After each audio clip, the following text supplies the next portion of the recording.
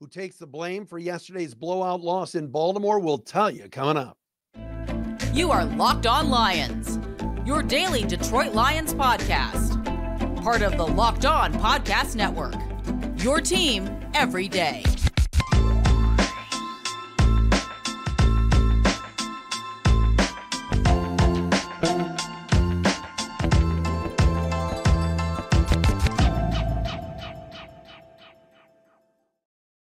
What is happening, everybody? It's Matt Derry. It's Locked On Lions on the Locked On Podcast Network, your team every day here on a Monday, October 23rd and a Tuesday, October 24th. Thanks for checking us out wherever you get your podcasts. Thank you for subscribing and watching our Locked On Lions YouTube channel. We are over 8,500 subscribers on YouTube. Let's get to 9,000. That would be nice. As we're here talking about what took place yesterday, it is a Monday that is a rare non-victory Monday as the Lions sit at 5-2. Now they'll play a week from tonight at Ford Field under the big lights against the Las Vegas Raiders coming up, or as I called them yesterday, the JV Raiders or the LV Raiders. They're horrible. Their coach has no business being a head coach. Josh McDaniels is in over his skis.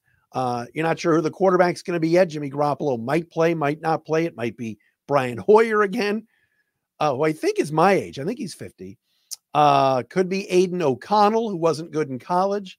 Lions should win. And we will tell you what Dan Campbell had to say today about Monday Night Football coming up momentarily here on the program. Thanks for making us your first listen. Thanks to our everydayers who are out there. Those of you that check us out each and every day on the podcast, such as the likes of JP Rea. Thank you, JP. Some of my favorites on YouTube, Stephen Baffy, Gabriel Martoni, Justin B, 6379, Brad Pyrocha,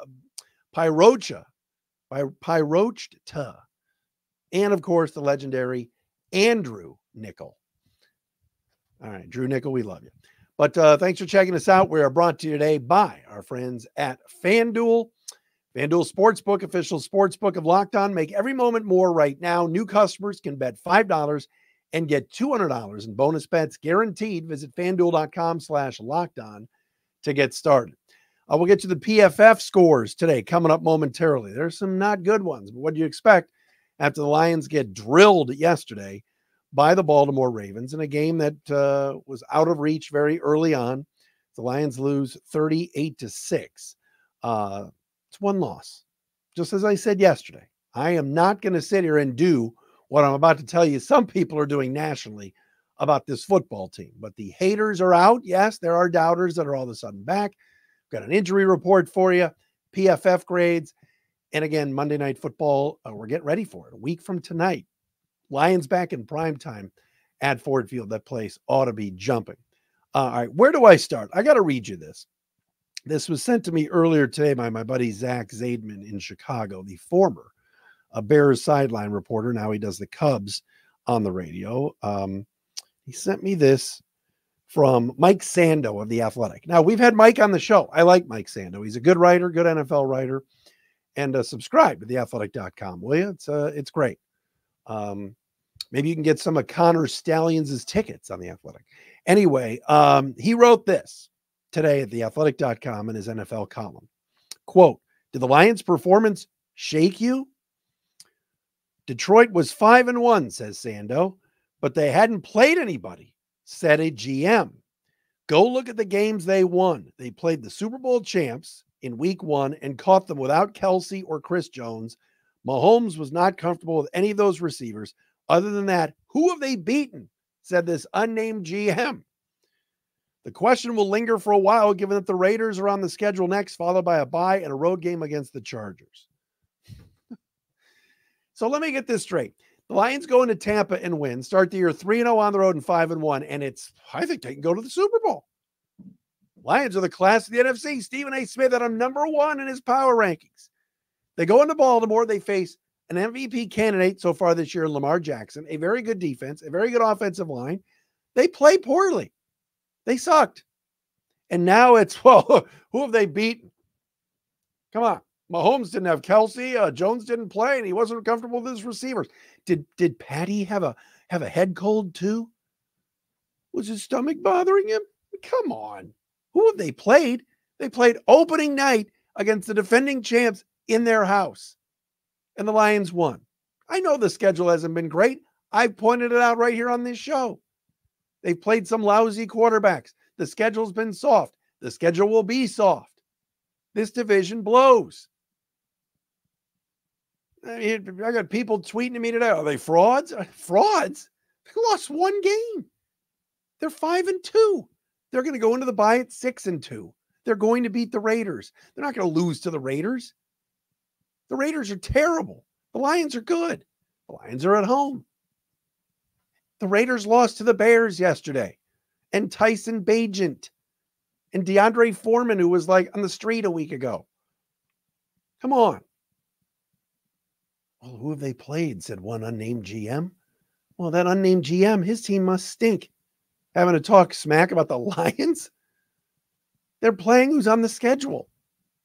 Is the schedule a little soft? Yes. Have they caught some breaks? Sure. But they played Seattle, who's good. They played Baltimore, who's good.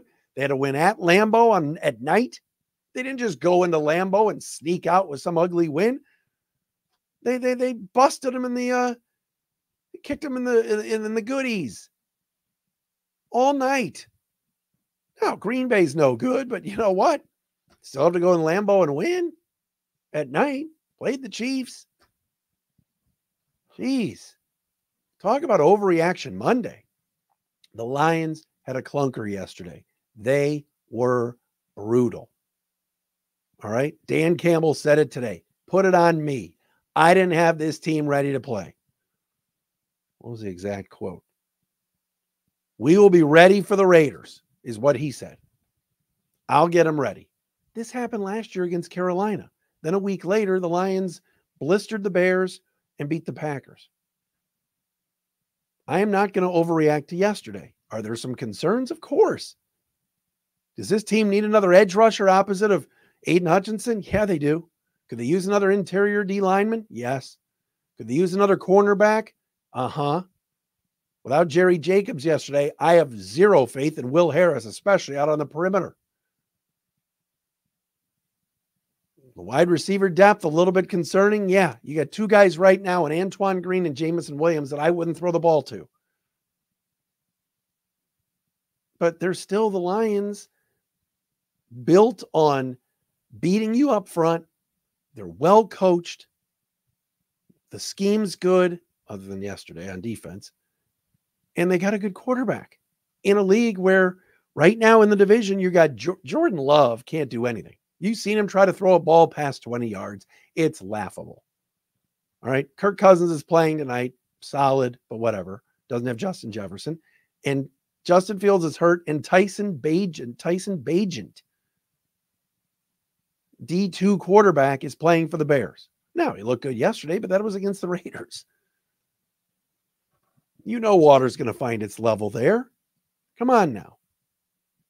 No, we were treated last night on Sunday Night Football to a really good game. You got to see Tua, you got to see Hurts, but turn on any game on a Sunday and watch the quarterbacks go at it.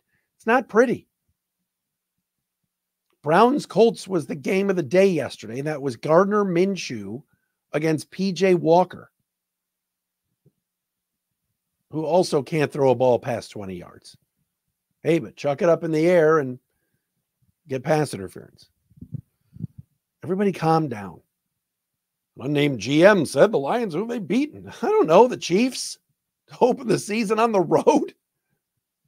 Oh, but they didn't have Kelsey and Jones. Shut up. All right, I'm calming down. Locked On Lions for a Monday. We are chasing down and hoping to get Lomas Brown tomorrow. I'm working on it. Dan, I'm working on it. He's a hard man to get a hold of.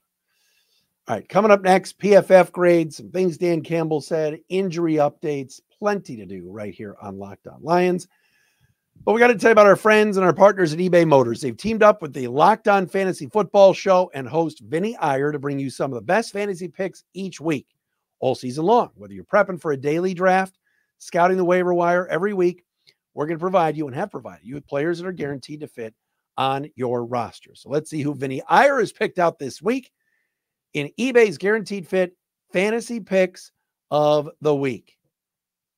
Let's go with Jets wide receiver Garrett Wilson, who will come off a bye and build on his momentum with an improved Zach Wilson this week against the Giants in Week 8. Jets-Giants Battle of New York. Start spreading the news for the New York battle. The Giants secondary cannot cover him well. It's already been given up has given up big games to Debo, Tyreek Hill, and Stephon Diggs. Garrett Wilson is a great talent. The Jets are now back to using him as a dominant number one receiver. Look for him to keep coming through with his best all-around game yet in fantasy in 2023. Vinny Iyer from Lockdown Fantasy Football. It's going to help you win your fantasy championship, and eBay Motors knows the championship team is about each player being a perfect fit.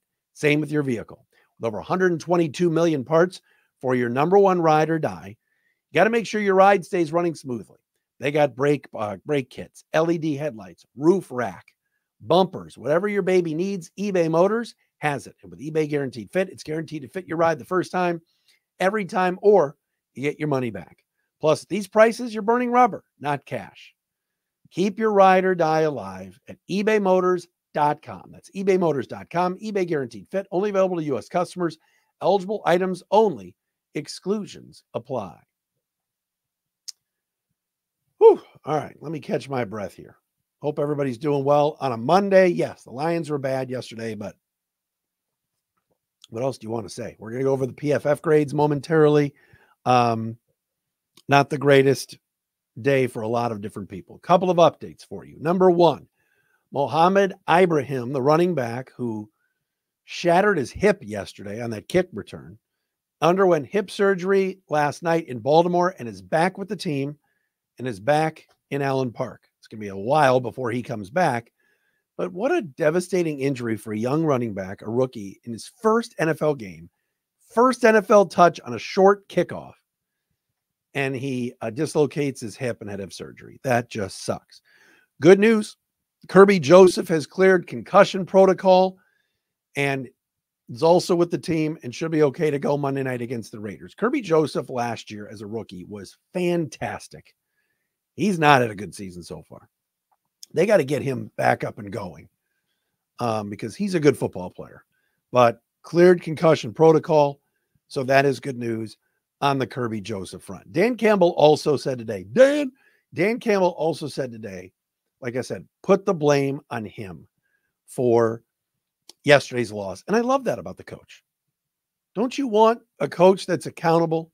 Don't you want somebody that is going to show some accountability and you know, put himself out there? I like that about Dan Campbell. I do not think the team was ready to play. Again, we talked about this, the scheme defensively and why the Raven receivers just had so much room to run down the field, turn around and catch the ball. Made no sense to me. The Lions have been winning games, 13 of their last 17, going back to last year, because of how physical they are at the line of scrimmage, both on the interior of their defensive line, the edges, linebackers coming up and blitzing, and also the defensive backs, the corners. And I do think that yesterday they came out soft, and they were soft offensively too. They weren't able to get the running game going, nothing. And Dan Campbell said, I'm going to get these guys back up and running and, back playing the kind of physical football that we're known for. And I think he will. But I love that he took ownership of this. Now, team's 5-2, Raiders up next, then a bye, then out to LA to play the Chargers, who have so much talent, but they can't win. And so the schedule does start getting a little bit softer. All right. We knew the road tests to Tampa and to Baltimore were not going to be easy. To split those two games, I'm good with it. Seriously. I mean, the rest of the division is a dumpster fire. We'll see Minnesota play tonight against San Francisco at home. All right. Pro Football Focus, PFF grades, offense and defense from yesterday. Let's start on the defensive side, top 5 performers and bottom 5 performers. On defense, the number 1 performer for the Lions, and usually the top performers in the 90s or 80s with their score. This should tell you how bad this was yesterday. Lions' top performer yesterday on defense was Aleem McNeil with a grade of 69.7. Alex Anzalone, Gaines Media Zone, 69.1, came in second. Ife Melifonwu, third at 66.1. Khalil Dorsey, the cornerback, 65.8. And Romeo Okwara, 65.2. Those are your top 5 Lion performers on defense. Bottom 5 on defense, this was hideous. Derek Barnes, 28.6. Whew. That's brutal. Derek Barnes had a really good training camp, really good preseason, and a good start to the regular season, but he's tailed off. They got to get him going. Fellow linebacker Jack Campbell, first-round pick Jack Campbell, 36.5, second worst on the team. Cam Sutton, who's had a really good year, bad day yesterday, 47.2 grade from PFF. Benito Jones, 40 snaps, 50.1. I had no idea he played that much yesterday. And Kerby Joseph, like I mentioned before, a 54.3. Those are your top 5 and bottom 5 Lion performers from yesterday's loss to the Ravens, courtesy of Pro Football Focus. As far as on offense, the top Lion performer yesterday was Taylor Decker, a solid 84.6 grade for the veteran left tackle. Penei Sewell, 71.9. That one I don't understand. He had 2 bad penalties yesterday, but 71.9. Graham Glasgow played left guard yesterday, 70.7. Jahmyr Gibbs, 67.4. I like the way that young Ja was out there yesterday, did well. And come on, Craig Reynolds, 67.0. Those are your top 5 Lions on offense. Bottom 5 Lions on offense. Not a surprise. Jameson Williams, 38.7. Ouch. Not good. Couple of drops yesterday. Ball hit him right in the face. Halapoulivaati Vaitai, right guard. Not good. 49.7. Antoine Green, 33 snaps. 50.1. What does that tell you about the Lions coaching staff and what they think of Jameson Williams when he has as many snaps as Antoine Green, who was a 7th round pick? 50.1. And I know what the YouTube commenters are going to say. Oh, there goes Derry again ripping on JMO. Well, I'd like to see a positive play. I'd like to see a game of some numbers here. First round pick. Brock Wright, 53.5, 4th worst grade on the team. And Frank Ragnow, never in the bottom 5, but he is today, 57.0. Those are your PFF grades for the Detroit Lions from yesterday's 38-6 drubbing at the hands of the Baltimore Ravens. But again, Bears did win. Packers lost. Vikings play tonight. Philadelphia won last night. Boy, those Eagles throwback green uniforms were killer last night. Killer. Love those. Lions, next road game they play in LA against the Chargers. It'll be a pseudo home game because there'll be a lot of Lion fans out there. Just wear the all whites. I can't do the blue pants. I remember when they brought the blue pants back with the white jerseys years ago when Barry was on the team. I think his last year, I think. Remember in Baltimore, I think they were wearing the white and blue pants. I don't like the blue pants. I like the all whites. But those are your top 5 and bottom 5 Lion performers on offense and defense. It was not a good effort yesterday. It was not a good performance. Nobody played well. Jahmyr Gibbs was good. Amon-Ra was pretty good. But time now to move on. You get the Raiders coming up this weekend. That should be a win. Monday Night Football, Ford Field place is going to be going nuts. Joe Buck, Troy Aikman in the house. Come on. Doesn't get any better than that. Kevin Harlan, Albert Dale. Doesn't get any bigger than that. All right. Up next, more on this Monday night game coming up. I want to give you some numbers. We will do that next. We're going to tell you, though, about FanDuel. Snap into action this NFL season with FanDuel, America's #1 sports book. Right now, new customers get $200 in bonus bets guaranteed when you place a $5 bet at FanDuel. That's $200 in bonus bets coming right back at you for free. Win or lose. If you've been thinking about joining FanDuel, there's no better time to get in on the action. The app is easy to use. There's a wide range of betting options, including spreads, player props, over-unders, and more. I was out the other night with my buddy Tim Morabito. He had FanDuel rocking. He was putting some money down on some NHL action. Visit FanDuel.com/lockedon and kick off the NFL season. FanDuel, official partner of the NFL. All right. So, Lions and Raiders, Monday Night Football this week. Many of you have waited with bated breath for a Monday night game for a long, long time at Ford Field. And here we go. The Raiders actually have won 3 games this year. I'm surprised. They have a point differential of minus 49. All right. Minus 49. The Lions are plus 23. Raiders have given up 161 points in 7 games. Yesterday, they got bombarded by the Bears. Las Vegas 1-3 on the road. And again, Jimmy Garoppolo didn't play yesterday. They started Brian Hoyer. They pulled him for Aiden O'Connell, the rookie from Purdue. And while they have Devontae Adams and Josh Jacobs, who's been a disappointment this year, and Max Crosby is very, very good, the Raiders are not a good football team. I'm not going to sit here and tell you that I'm high on this team at all, especially with Josh McDaniels. Now people are going to say, well, who have the Raiders beaten? All right. Right? It's like, who have the Lions beaten? Denver by 1, Green Bay by 4, New England by 4. With losses to Buffalo, Pittsburgh, the Chargers, and the Bears. Yesterday, they lost 30-12. All right. They've had one 300-yard passing game from their quarterback this year in Jimmy Garoppolo, and that was against the Steelers when they lost. This isn't a good football team. I think the Lions are going to be in good shape.